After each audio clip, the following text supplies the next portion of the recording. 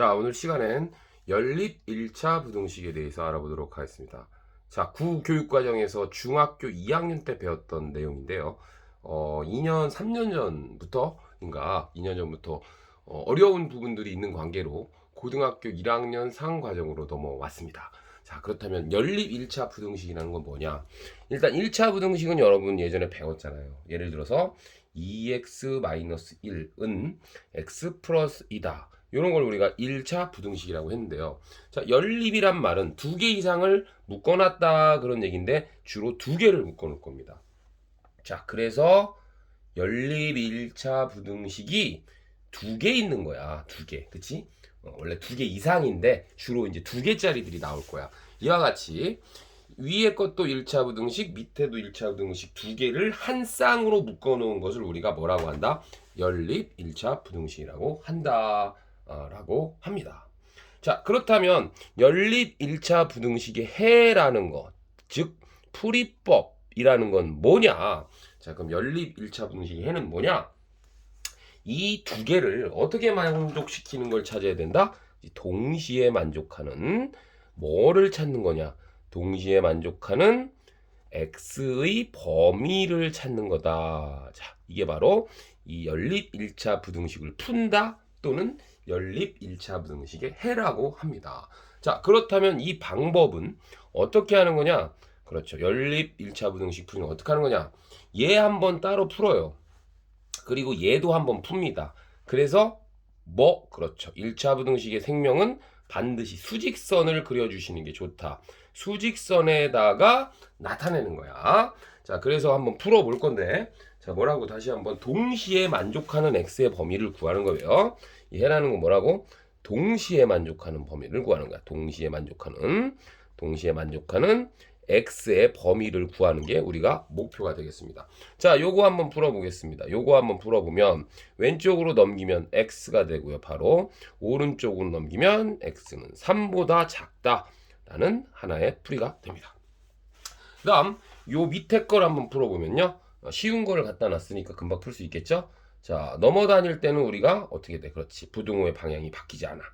왜? 더하거나 빼는 거니까. 자, 그리고 부등식에서 우리 했잖아. 이게 양수일 때는 부등호 방향이 안 바뀐다 이거죠. 그래서 양변을 3으로 나누면 이렇게 됩니다. 자, 좀 전에 뭐라고 했습니까? 이 두 개를 동시에 만족하는 x의 범위니까 뭘 그려다? 수직선을 그리셔야 됩니다.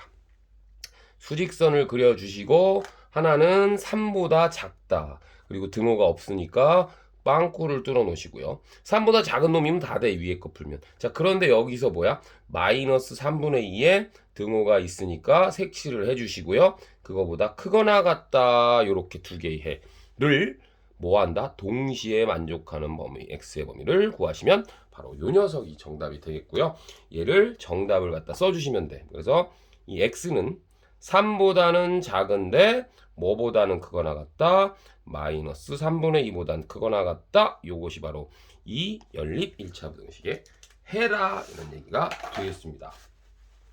자, 아시겠죠? 자, 그래서 연립 부등식의 풀이 방법은요. 어떻게 하는 거냐? 각각의 1차 부등식을 일단 풀어주세요. 각각의 1차 부등식을 풀어주시고요. 그에 맞는 것을 수직선 위에 나타냅니다. 그래서 공통범위, 그것이 동시에 만족하는 범위를 구하시면 되겠다. 이런 얘기가 되겠습니다. 아시겠죠? 자, 여기까지는 크게 어렵지 않습니다. 자, 두 번째는요. ABC꼴의 풀이 방법. 두 번째는 ABC꼴의 풀이 방법을 알아보도록 하겠습니다. 자, 이 녀석은요. 뭐와 비교를 해주시면 되냐면 우리 중학교 2학년 때 연립방정식 풀이 이런 꼴 한번 배워보신 적이 있어요. 자, 그런데 얘는요. 이 식이 하나가 아니고요. A가 B도 되고요. B가 C도 돼. 그래서 이렇게 두 개로 연립방정식을 풀었단 말이죠. 그 다음에는 A가 C도 되고요. B가 C도 되는 거야. 이렇게 풀어도 상관이 없어요. 그 다음에는 A는 B고, 자, 잘 보시면 이게 다 다릅니다. A는 C.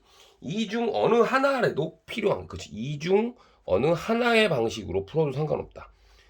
그쵸? 이 중 한 개 중에서 아무거나 여러분이 유리한 걸 갖다 풀으시면 되는데요. ABC꼴의 풀이법은요. 그렇게 푸시면 안 되고요.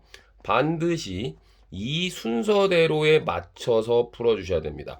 A가 B보다 작고 그 다음에 B를 쓴 다음에 C. 반드시 요거로만 풀어주셔야 된다.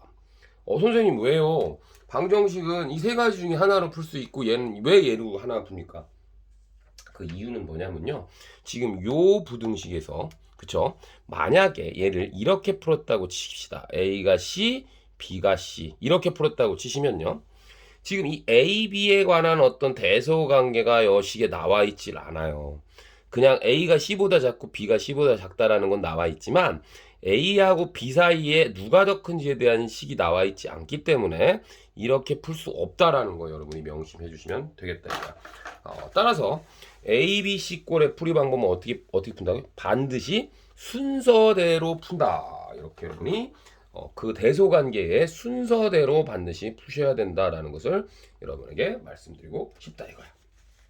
자, 그렇다면 하나의 예제를 통해서 연습을 해보도록 하겠습니다. 자, 연습 한번 할게요. 자, x가 2x 플러스 3보다 작고 그 다음에 5x 빼기 3보다 작거나 같다를 푸세요. 이렇게 시험에 나왔다 칩시다.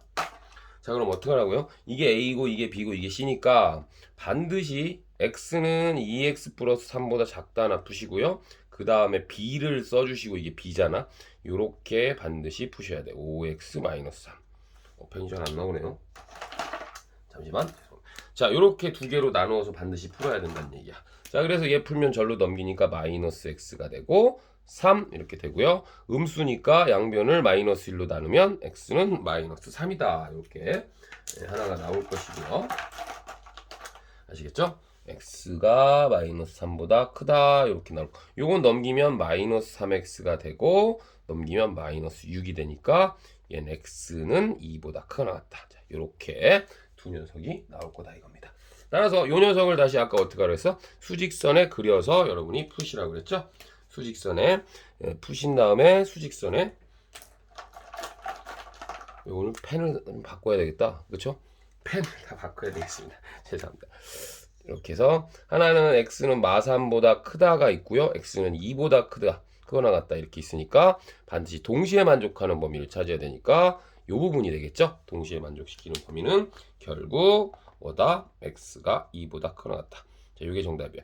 자, 그러니까 여러분이 또 풀다 보면 얘랑 답이 나왔는데 선생님 왜 얘가 정답입니까? 이런 질문을 하는 친구들이 있어요. 그거는 여러분이 뭘 그려보면 된다고? 그렇지, 수직선을 그려서 반드시 공통의 범위를 찾아보시면 그 녀석이 정답이 된다는 것을 여러분이 느껴주셔야 된다라고 말씀드리고 싶습니다. 자, 그래서 ABC 꼴 풀어봤고요. 자, 그 다음에는 이제 뭐 할 것 같아요? 그렇죠? 해가 특수한 경우에 대해서 한번 알아보도록 하겠습니다. 자, 해가 특수한 경우 3번. 자, 해가 특수한 경우는요, 잘 보세요. 요거는 좀 특수한 경우입니다. 제일 첫 번째 1번 이런 꼴이 나올 수가 있어. x가 a보다 크거나 같고 x가 a보다 작거나 같다. 여러분이 풀었는데 이렇게 해가 나올 수가 있어요. 자, 이 녀석도 마찬가지 얘기야. 공통인 범위를 알아야 되니까 수직선에 한번 그려보면 여기가 a라고 놓으면요, a보다 크거나 같다 이렇게 하나씩이 나오고 또 하나 a보다 작거나 같다 이렇게 나옵니다. 자, 그러면 여러분 겹치는 부분은 뭐가 되겠어요? 여기서는 x는 a라는 해만 겹치게 되겠죠. 그래서 요 녀석인 경우 등호가 둘 다 들어간 경우는요, 이 해가 방정식의 꼴로 나온다는 얘기야. 맞잖아. 여러분 방정식 풀면 x는 a다 이렇게 나오잖아요. 그러니까 부등식에서도 특수한 경우를 풀었을 때 둘 다 등호가 있다면 뭐다? x는 a가 정답이 되겠다. 이렇게 해가 나오도록 되겠습니다. 자, 그 다음 두 번째부터 잘 보세요. x가 하나는 등호가 있고요, x가 하나는 등호가 없어요. 자, 요런 경우도 있고요. 반대로 위에가 등호가 없고 밑에가 등호가 있어요. 그 다음에 세 번째 둘 다 등호가 없는데 여기 지점들은 다 a로 똑같아. 자, 요런 케이스가 두 번째라고 하면요, 얘를 그려보면 하나는 a보다 크거나 같다가 하나 나오고요, 그 다음 a보다 작다가 나오잖아요. 자, 그럼 여러분 동시에 만족하는 x의 범위가 어떤가요? 없죠. 해가 이건 뭐다? 그래서 이건 해가 없다가 나온다라는 얘기. 해가 없다. 그래서 이렇게 네 가지에 대해서 여러분 정리를 해 놓으셔야 된다. 하나, 둘, 셋, 네 가지에서 등호가 둘 다 있는 녀석만 이렇게 해가 나오고 나머지 것들은 해가 없다라고 여러분이 알아주시면 되겠고, 참고로 해가 없는 경우는 하나가 더 있어요. 자, 그러니까 해가 없는 경우를 제가 네 번째로 정리를 해드리면 요렇게 세 가지 말고 또 있어. 이렇게 풀리는 경우가 있는 거야. x가 a보다 크다 나오고 x는 b보다 작다라고 나왔는데 b보다 a가 큰 경우가 있을 거야. 그럼 봐봐. 여기가 a가 딱 나오고 x가 a보다 크다 이렇게 나올 거 아닙니까? 그 다음 b는 a보다 작은 부분에 이렇게 나올 거 아닙니까? 자, 그러면 보세요. 요 연립부등식을 풀었을 때 a가 더 크고 b보다 더 컸을 때 이 녀석의 공통 부분을 여러분이 찾을 수 있겠습니까? 없겠습니까? 얘도 역시나 공통 부분을 찾을 수가 없죠. 그래서 이런 부분에 의해서도 우리는 뭐다? 해가 없다라고 여러분이 반드시 생각을 해주시면 지금부터 해가 없는 경우는 얘하고 네 가지 케이스가 바로 해가 없는 경우가 되겠습니다. 자, 여기까지 해서 연립 1차 부등식의 이제 설명은 마쳤어요, 선생님이. 자, 이런 얘기들이 나와 있었고요. 풀이 방법은 동시에 만족하는 공통 부분을 수직선을 그려서 구하고요. 그 다음에 ABC 꼴의 풀이 방법에 대해서 알려드렸습니다. 그 다음에 네 번째 특수한 경우 이렇게 알려드렸어요. 자, 이게 이제 연립 1차 부등식의 모든 개념이 되겠고요. 나머지 부분들에서 이제 디테일한 부분들이 숨어 있어요. 그 다음에 활용 문제가 있고요. 그쵸? 그랬을 때 이런 것들은 여러분이 문제를 직접 풀어보면서 궁금한 점 이런 것들을 더 열심히 공부하신다면 연립부등식 단원을 크게 어렵지 않게 돌파할 수 있고요. 자, 제가 다시 한번 말씀드린다고 한 거는 매우 중요한 얘기니까 다시 한번 정리를 해드리겠습니다.